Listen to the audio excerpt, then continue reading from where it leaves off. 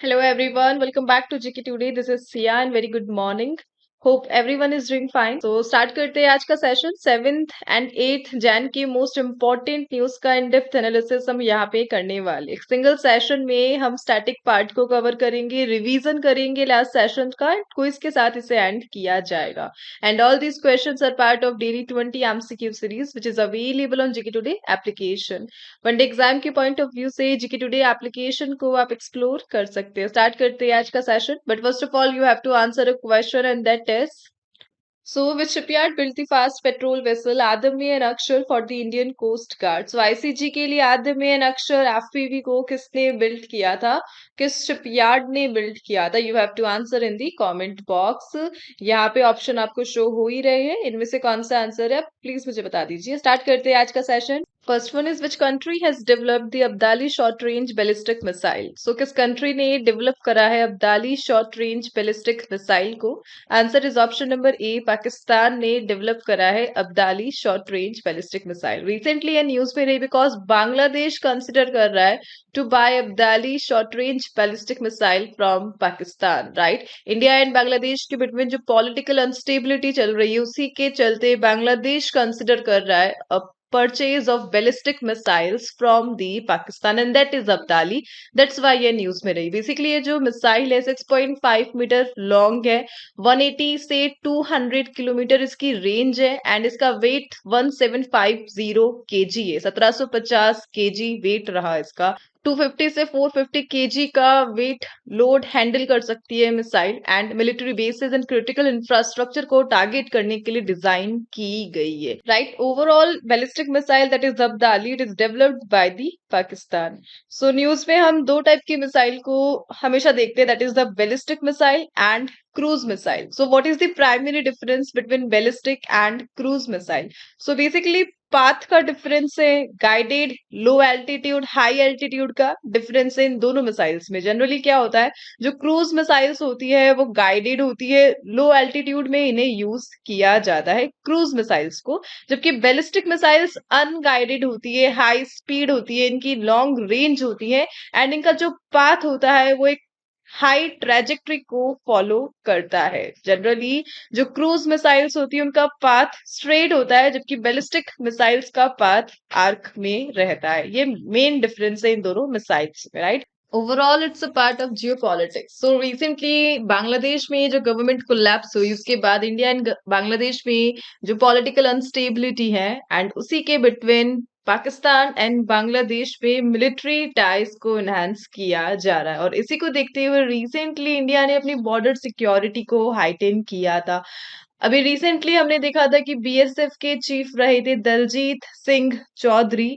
इन्होंने विजिट किया था नॉर्थ बंगाल फ्रंटियर को and the 3 Bigha corridor so that defence को एक्सेस किया जा सके। बेसिकली जो पॉलिटिक्स के पॉइंट ऑफ व्यू से दो मेन लोकेशन है, that is the Siliguri corridor जो लोकेटेड है, जो कनेक्ट करता है इंडिया को नॉर्थ ईस्टर्न स्टेट से, and the second location is the 3 Bigha corridor and it is located at West Bengal and plus Bangladesh के साथ अपना बॉर्डर शेयर करती है ये दो prominent places, that is the Siliguri corridor and the 3 Bigha corridor. So यहाँ पर सिक्योरिटी को एनहांस किया जा रहा है बांग्लादेश एंड पाकिस्तान में मिलिट्री टाइज को देखते हुए रिसेंटली। सो सिंपली मिसाइल को परचेज करना एक जियोपॉलिटिक्स का ही पार्ट रहा। Let's move to the next question. So recently missile से रिलेटेड कुछ क्वेश्चंस को हम रिवाइज करेंगे and that is Hellfire missiles which were seen in the news are developed by which country? So recently Hellfire missile यह news में थी और इसे यूएसए ने डेवलप किया है। Recently which European countries launched an initiative to develop long range cruise missile with a range beyond 500 kilometers and it is by Poland, Germany, France, and Italy. Recently, which organization signed a $700 million contract to produce more Stinger missiles? So, Stinger missiles को develop किया जाएगा और इसके लिए $700 million का contract sign हुआ था और नाटो ने रिसेंटली इसे साइन किया था। नाटो टोटल 42 इसके मेंबर कंट्रीज है। रिसेंटली फिनलैंड एंड स्वीडन ने इसे ज्वाइन किया था. And which aerospace company has signed an agreement with UAE's Edge group to collaborate on drones, missiles and cyber technologies is Adani defence. So Adani defence ने इस agreement को sign किया था.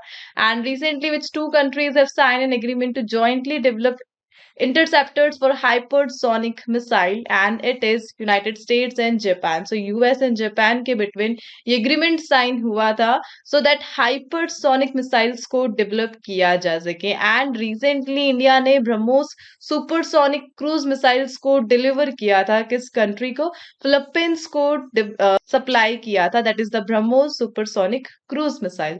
And what is the official name of Israel's operation for intercepting drones and missiles launched by Iran? And that is Operation Iran Shield, right? Let's move to the next question, and that is Banihal bypass, which was seen in the news, is located in which state और UT. So recently एक bypass news में रहा, that is Banihal bypass, because इसका जो construction work है वो recently complete हो गया है. यूनियन मिनिस्टर ने रिसेंटली अनाउंस किया the completion of 2.35 kilometre Banihal bypass, और it is located at national highway 44 in Jammu and Kashmir. So India का जो सबसे लॉन्गेस्ट नेशनल हाईवे 44, यहाँ पे रिसेंटली बनिहाल बाईपास का कंस्ट्रक्शन कंप्लीट हुआ है.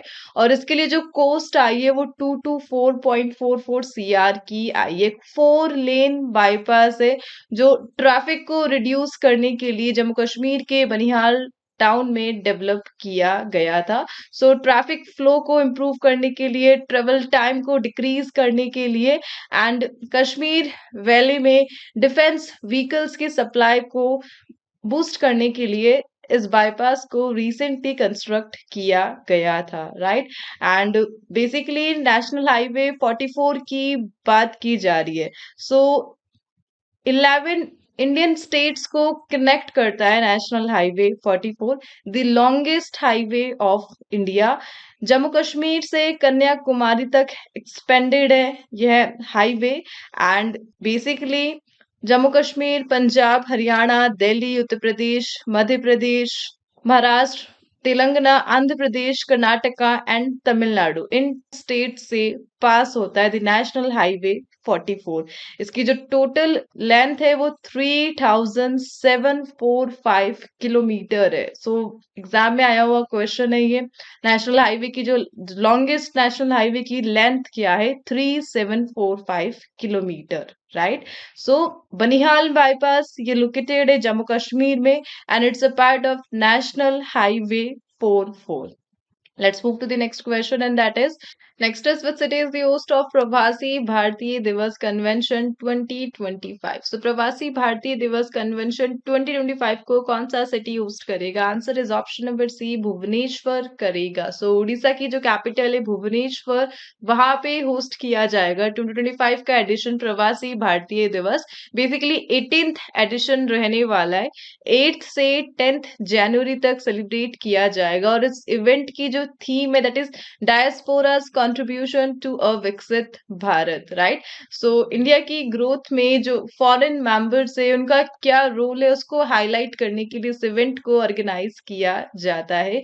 बेसिकली 9th ऑफ जनवरी को इंडिया ऑब्जर्व करता है प्रवासी भारतीय दिवस.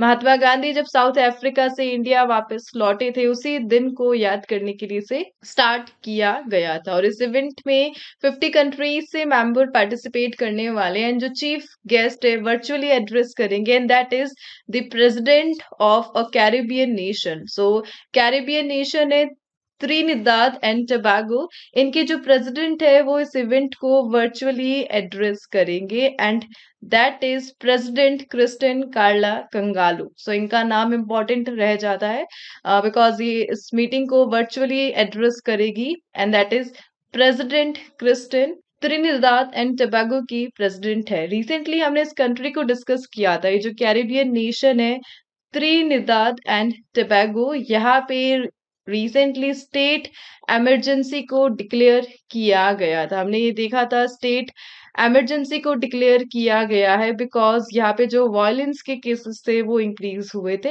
एंड दैट्स वाई यहाँ की गवर्नमेंट ने यहाँ पे स्टेट ऑफ इमरजेंसी को डिक्लेयर किया था, राइट. एंड इसी के साथ 2015 में एक रिवाइज वर्जन स्टार्ट किया गया। पहले प्रवासी भारतीय दिवस को एनुअली ऑब्जर्व किया जाता था, बट अब वंस एवरी 2 ईयर ऑब्जर्व किया जाता है 2015 के बाद से, right. So simply you have to remember, Pravasi Bharatiya दिवस 9 जनवरी को सेलिब्रेट किया जाता है। और कौन सी ऑर्गेनाइजेशन है जो प्रवासी भारतीय दिवस को ऑर्गेनाइज करती है? That is ministry of external affair. So ministry of external affair related है विद द प्रवासी भारतीय दिवस कन्वेंशन। एंड महात्मा गांधी का जो रिटर्न हुआ था फ्रॉम साउथ अफ्रीका टू, उसी के लिए इस डे को ऑब्जर्व किया जाता है। एंड इसी के साथ भुवनेश्वर की यहाँ पे बात की जा रही है। सो द मेजर रिवर जो भुवनेश्वर में फ्लो होती है, महानदी फ्लो होती है, और महानदी पर ही इंडिया का लॉन्गेस्ट डैम को कंस्ट्रक्ट किया गया है, that is the Hirakud dam. Let's move to the next question. So दिवस से रिलेटेड कुछ क्वेश्चंस को हम रिवाइज करेंगे रिसेंटली जैन और दिसंबर से related, and that is which city is the host of Armed Forces Flag Day Corporate Social Responsibility Conclave, and that is New Delhi host करेगा इस इवेंट को। And the International Day of Epidemic Preparedness is observed on which day? And the date is 27th December को इस day को observe किया जाता है। वीर बाल दिवस ऑब्जर्व किया गया था कब? 26 दिसंबर को। Good governance day, that is 25 December, the birth anniversary of former PM Atal Bihari Vajpayee sir. And what is the theme for Republic Day 2025 tableaus? So Republic Day की जो थीम रहने वाली है झांकियों के लिए, that is स्वर्णिम भारत, विरासत और विकास। What is the theme of National Consumer Day? And the theme is virtual hearings and digital access to consumer justice. And next is Chillai Kalan is the local name given to the 40-day period of harsh winter in which region of India? So ये related है, कश्मीर से related है। जब दाल lake का पानी भी एकदम freeze हो जाता है, इस कंडीशन को चिल्लाई कलन कहा जाता है, and it is related with the Kashmir. Let's move to the next question, and that is, what is the name of the fixed deposit scheme launched by SBI for senior citizens aged 80 years and above? So, fixed deposit scheme को launch किया है SBI ने 80 years plus aged peoples के लिए, and the scheme is option number A, SBI Petron, right? So, State Bank of India ने recently two new deposit scheme को launch किया है, that is SBI patrons, and the second one is Har Ghar Lakhpati. सो हर घर लखपति से किसे launch किया है? SBI ने launch किया है। बेसिकली फिक्स डिपॉजिट स्कीम है सीनियर सिटीजन्स के लिए जिनकी एज 80 एंड प्लस है, और हायर इंटरेस्ट रेट ऑफर किया जा रहा है इस स्कीम के साथ।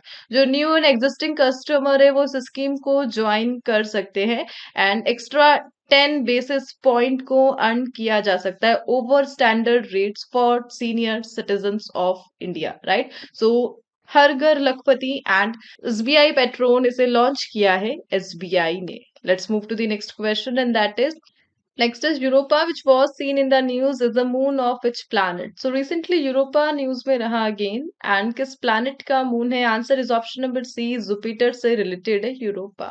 So recently NASA ने अपना यूरोपा क्लिपर मिशन को लॉन्च किया था 14th of October 2024 में, so that एक्सप्लोर किया जा सके यूरोपा के potential for supporting life. Europa पे लाइफ एग्जिस्ट करती है या नहीं, इसकी स्टडी के लिए इस मिशन को लॉन्च किया था नासा ने, that is Europa clipper, right. Basically Europa एक मून है जुपिटर का, और इसमें थिक आईसी क्रस्ट है। So as per the researchers, ये जो थिक आईसी क्रस्ट है इसके नीचे सब सरफेस ओशन लोकेटेड है, एंड इस आईसी क्रस्ट की विड्थ कितनी है, कितनी चौड़ाई है, इसी को स्टडी करने के लिए रिसेंटली इस मिशन को लॉन्च किया गया है, right. So simply Europa it is related with Jupiter. Let's move to the next question. So recently planet से रिलेटेड कुछ क्वेश्चंस को हम रिवाइज करेंगे, and that is, which country recently discover the Saturn size exoplanet name TOI 6651b, और इसको recently India ने discover किया था। Which organisation recently release the pathway out of the polycrisis, poverty, prosperity and planet report, और इसे recently release किया था world bank ने। लिविंग प्लैनेट रिपोर्ट को किसने रिलीज किया? वर्ल्ड वाइड फंड ने।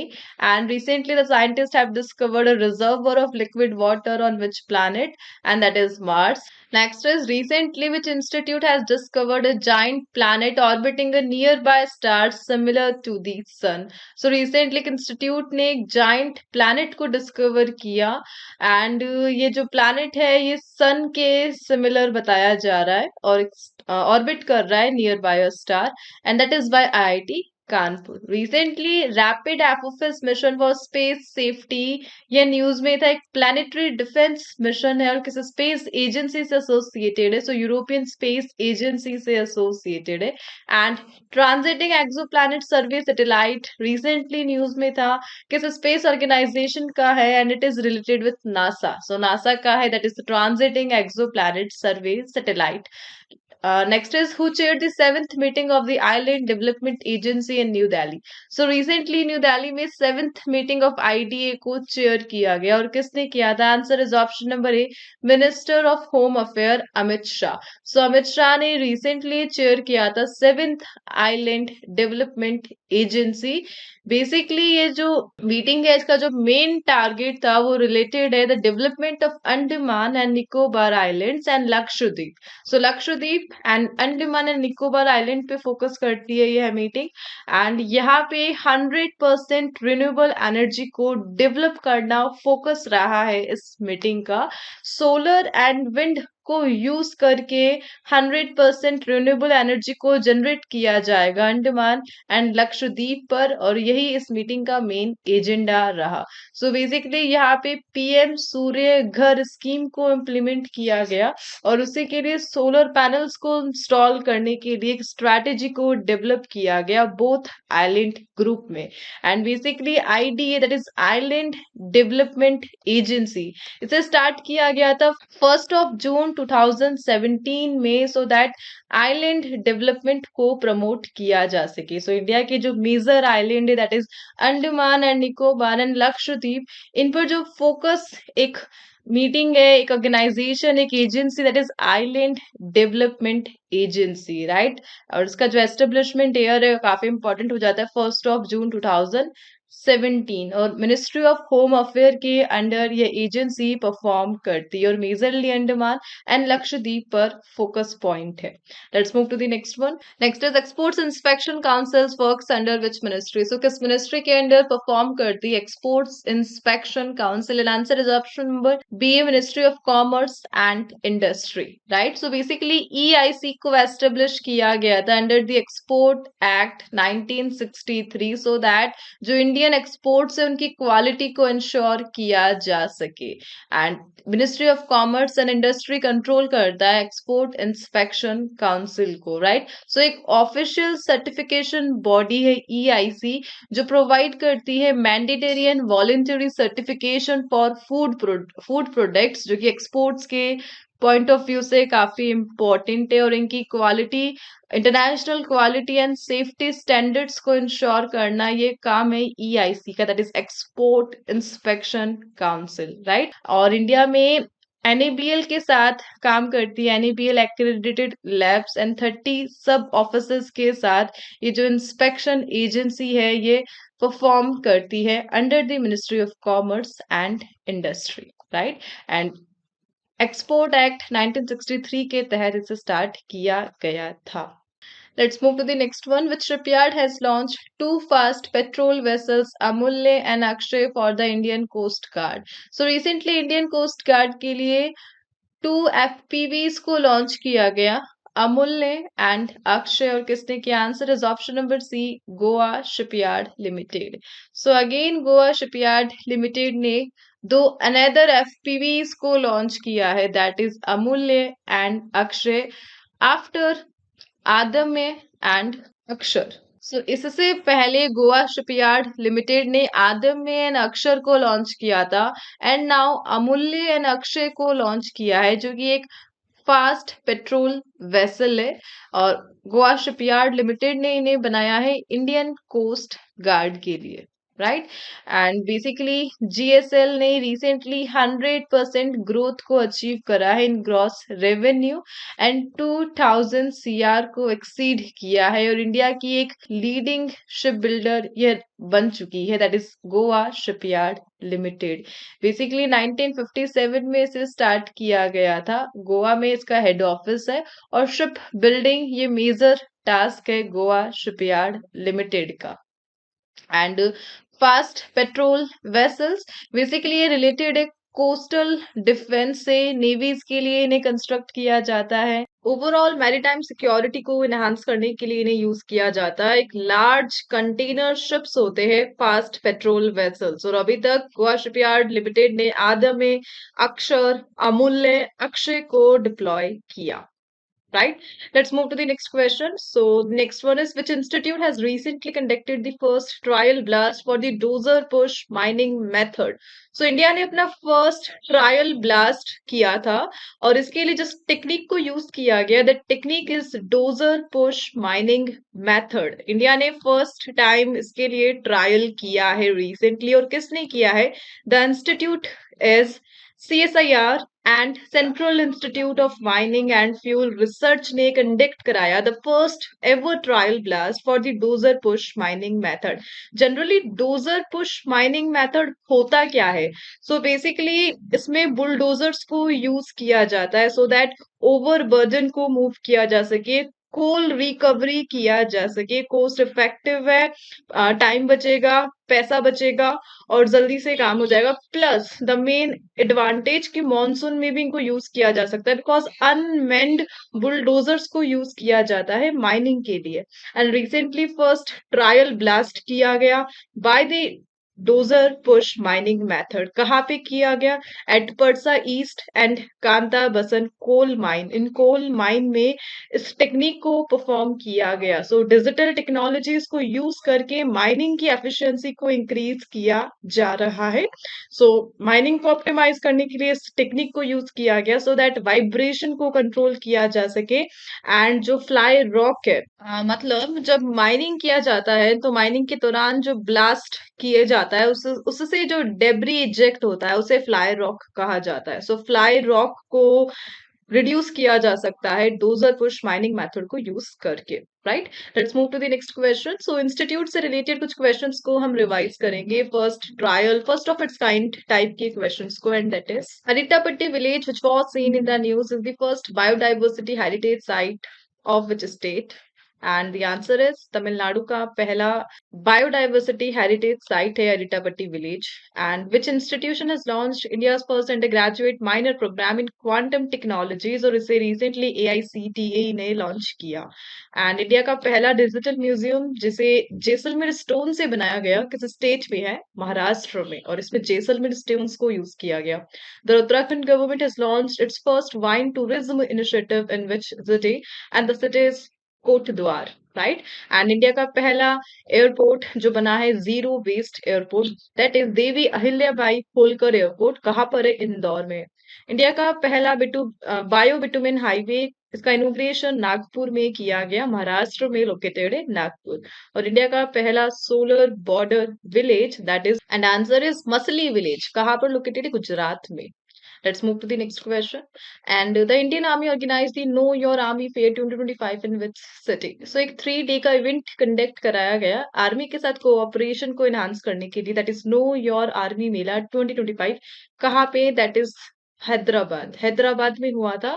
एंड गोलकोंडा फोर्ट में इस इवेंट को ऑर्गेनाइज किया गया बाय द इंडियन। सो तेलंगाना में किया गया इस इवेंट को सो दैट मिलिट्री के साथ जो कोऑपरेशन है आम आदमी का उसे अंडरस्टैंड किया जा सके, मिलिट्री टेक्नोलॉजीज को शोकेस किया गया, कैपेबिलिटीज को दिखाया गया, एंड पब्लिक को एंगेज करने का मेन ऑब्जेक्टिव रहा इस इवेंट का। यूथ को एंकरेज करना है मिलिट्री करियर में, अपने करियर को एक्सप्लोर करने के लिए। So recently no your army fair ये हैदराबाद में हुआ था।